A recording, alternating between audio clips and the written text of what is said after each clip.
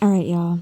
I was gonna watch my show tonight and I ended up wanting to dig a little bit more instead because when my spirit of discernment is activated, I just know there's more, and I'm glad I stumbled across this because there's actually a complimentary episode for all members, which means you can just sign up for free and watch this. It's a little over 8 minutes, and it's going into how I know that at the very least, Mr. Gibson is controlled op for Big Parmesan.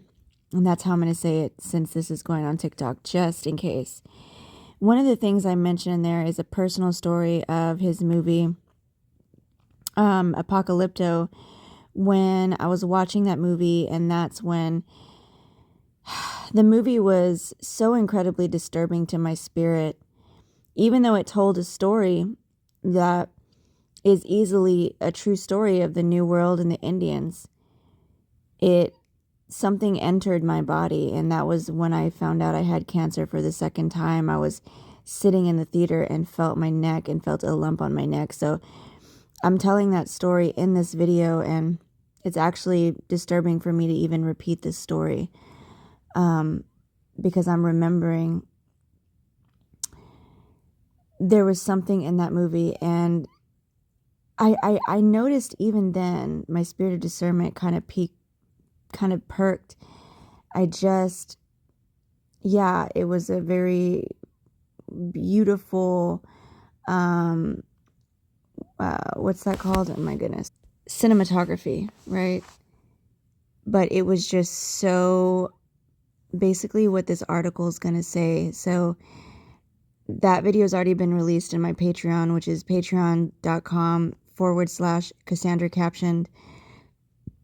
Or you can go to patreon.com and search Sovereign Hippie. Excuse me. That's already been released, and now I'm reading this, and it's along the lines of what I said in that video. So I'm just going to read a little bit of this.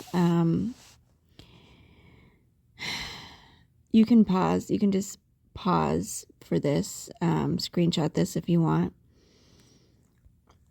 And screenshot this if you would like. I'm going to get to this part because I'm going to be making another video about Mel on my Patreon, so I don't want to use too much of that here. So let's skip down to this part, okay? And this is how I felt too. I saw Passion of the Christ in theater, by the way. I saw Passion of the Christ in theater. And I was feeling the same way. And I actually, because I'm remembering, I wanted to feel the way I felt that everyone felt about the movie. And I was kind of trying to make myself see it the way I thought everyone else saw it. But I did see this that is being mentioned here. I did think this, I did see this, and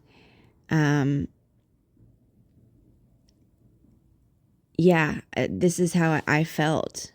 Yes, it made me cry and blah, blah, blah, but a lot of it was because it was so graphic to the point of I just wasn't sure what the motives were. It almost went into, let me just go ahead and read this. I think he's putting it better than I could even put it.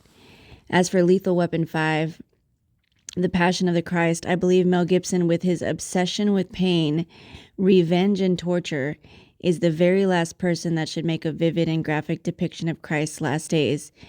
It feels like he is reveling in Christ's death rather than sorrowing over it. I realize art is subjective and that not everyone feels that way, but that is my impression. Maybe it would help if not almost every single film he made wallowed in Baroque torment and creative violence. To each his own, but I think there's a way to depict this event without making it look like a cold-blooded snuff film. Catholics like the movie because they just see their own rosary meditations in it. But intrinsically in itself, is it really a holy film? Just type in Mel Gibson and sadomasochism on Google and see what pagans think of him. I can tell you, when I was a pagan, that film, what little I saw of it repulsed me. It didn't attract me. The idea of a Christ film with THX sound and all of this James Cameron high-tech steely blue lighting is just repulsive. I still feel that way, more so than before, in fact.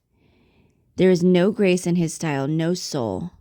It's all crude and loud and over the top, a perfect, quote, Catholic film for our desensitized age. Now, in one of the videos that's not free, I do mention the Catholic connections, also with his protege, and some other things. And some of the other things that are mentioned are in the free video, so just go watch that if you would like. And then it says it's also worth mentioning that his most recent film as an actor, Edge of Darkness, goes right back to the sadistic revenge theme from so many of his earlier films.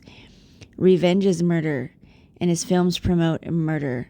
Stop acting as if this guy ever was behaving in a Catholic way just because you read your rosary meditations into one something blot of a film. Not everyone who says Mary or Christ is holy.